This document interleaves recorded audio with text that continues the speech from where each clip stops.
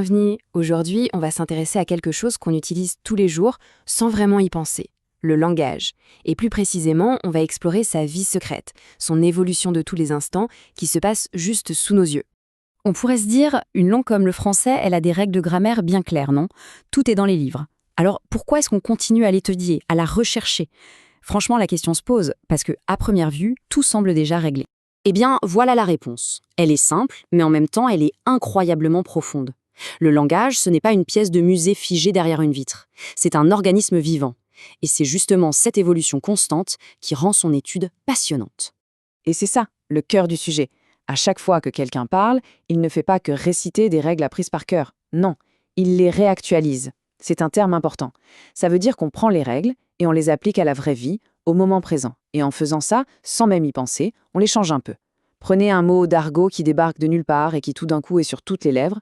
Voilà, ça, c'est la réactualisation en direct.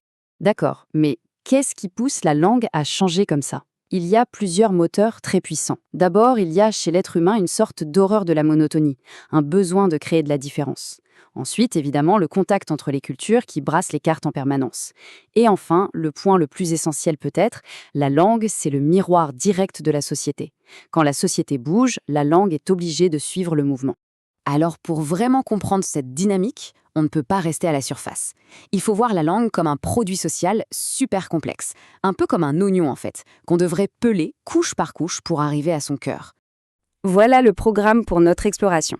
On va prendre un cas d'étude bien concret, celui du français au Maroc, et on va s'en servir pour peler cet oignon ensemble, pour explorer toutes ces fameuses couches, la sociale, la culturelle, l'éducative, la psychologique et même la géographique. Allez, on plonge dans notre exemple. Le français au Maroc, c'est vraiment le cas d'école parfait pour illustrer toutes ces couches. C'est une situation d'une richesse et d'une complexité folle. Ok, alors quand on pense au français au Maroc, le premier truc qui vient en tête, c'est souvent l'histoire, l'occupation, la colonisation. C'est un réflexe, c'est le point de départ logique, historique. Mais attention, si on s'arrête là, on rate l'essentiel de l'histoire. Bon, c'est parti, on commence à peler notre oignon. La toute première couche, juste sous la surface de l'histoire brute, c'est la couche socio-culturelle. Et c'est là que ça commence à devenir vraiment intéressant. Pour bien comprendre cette structure sociale, il faut se poser une question qui a l'air un peu technique, mais qui est en fait cruciale. Est-ce que le Maroc est un pays plurilingue ou multilingue? Et d'ailleurs, c'est quoi la différence? Alors, la différence, elle est importante. Le plurilinguisme, c'est quand un même groupe de personnes, une même communauté utilise plusieurs langues. Le multilinguisme, c'est quand on a plusieurs groupes qui coexistent, mais chacun avec sa propre langue. La nuance est énorme. Et alors, la réponse pour le Maroc, eh bien, la société marocaine est les deux à la fois. On a des communautés qui parlent plusieurs langues et on a différentes communautés linguistiques qui cohabitent. Ça nous montre bien une chose, la réalité sur le terrain, c'est toujours bien plus compliqué qu'une simple étiquette. Maintenant, on ajoute l'autre aspect de cette couche, la culture. La culture, c'est simple, c'est tout ce qui n'est pas inné. C'est tout ce qu'on apprend à travers l'éducation, la société, les traditions, l'art, les croyances, nos comportements. Tout ça, ça façonne la langue. Et en retour, la langue façonne tout ça. On continue de peler. On arrive maintenant aux couches qui concernent les systèmes qui organisent la société et, en parallèle, les mentalités collectives qui en résultent. Voilà une autre question essentielle. L'histoire, on l'a vu, n'explique pas tout. La période coloniale, elle est terminée depuis plus de 60 ans. Alors comment ça se fait que le français est toujours là et même bien là? La réponse est assez surprenante. Le moteur principal aujourd'hui, ce n'est plus l'histoire, c'est l'école. C'est le système éducatif qui a pris le relais. Par des choix politiques, des choix stratégiques, c'est l'école qui est devenue le vecteur numéro 1 du français dans le pays. Et au-delà des systèmes, il y a la psychologie collective. Est-ce qu'on a affaire à une société qui se sent encore blessée, traumatisée par son passé? Ou au contraire, une société qui est devenue ouverte, capable d'absorber des éléments extérieurs et de se les approprier? La réponse change complètement la place et le rôle d'une langue. Et on arrive à la dernière couche de notre oignon. Et celle-là, elle est peut-être la plus inattendue de toutes, l'influence de la géographie. Oui, du lieu physique où une langue est parlée.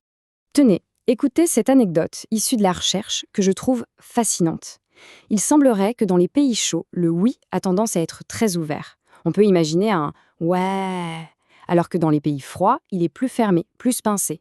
C'est fou de se dire que le climat pourrait littéralement sculpter nos voyelles. L'impact de la géographie est multiple. Il y a le climat, comme on vient de le voir. Il y a la proximité avec d'autres cultures. La proximité du Maroc avec l'Europe, par exemple, ça facilite forcément les échanges. Et puis, il y a l'inverse. Un isolement dans des montagnes, ça peut créer une sorte de capsule temporelle et préserver des langues très anciennes pendant des siècles. Bon, maintenant, il est temps de rassembler toutes les pièces du puzzle. On a pelé toutes les couches de notre oignon, alors regardons un peu ce qu'on a trouvé au centre. Voilà le modèle au complet. Pour vraiment comprendre une langue, sa place, sa vie dans une société, il faut cette analyse sur plusieurs niveaux. Il faut prendre en compte l'histoire, le social, le culturel, l'éducatif, le psychologique et le géographique. Aucun de ces éléments pris tout seul ne peut nous donner le tableau complet. Finalement, la conclusion, elle est là. Une langue, c'est tellement plus qu'un simple code ou un ensemble de règles. C'est une véritable archive vivante.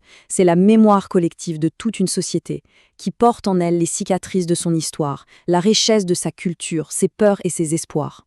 Et ça nous laisse avec une dernière question, une réflexion. Si on appliquait ce même modèle à n'importe quelle langue, quelle couche historique, culturelle, géographique on trouverait? Quelle est l'histoire secrète que chaque langue a, au fond, à nous raconter?